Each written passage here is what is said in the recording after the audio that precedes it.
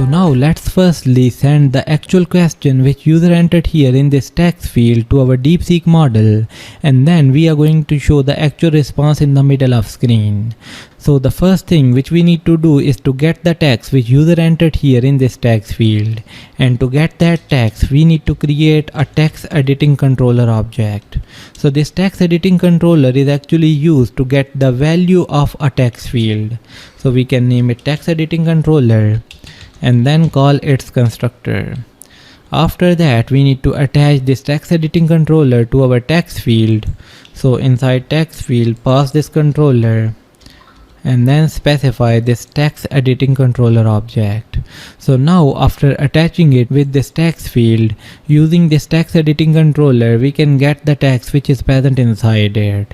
And here inside our ask DeepSeek method we can simply replace this hi with the text which user entered here. So what you can do is to use this text editing controller and access the text property, and that's it. So now when we are going to make the API call, the text which user entered here will be passed to our DeepSeek model. And now the second thing is showing the response of DeepSeek model. So to show that response in the middle of screen we need to create another variable, and we can name this variable like results, and for now it contains the text like results to be shown here. After that we are going to display the value of this result inside our text widget.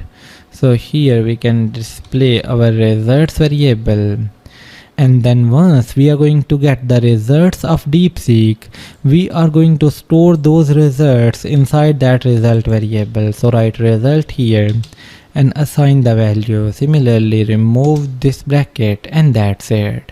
So now once we are going to get the response from DeepSeek, we are assigning it to this result variable, and as we are displaying the value of this result variable inside our text widget, so our result will be visible here. But here we need to do one final thing, and that is calling setStateBlock, and inside it we can pass this result variable.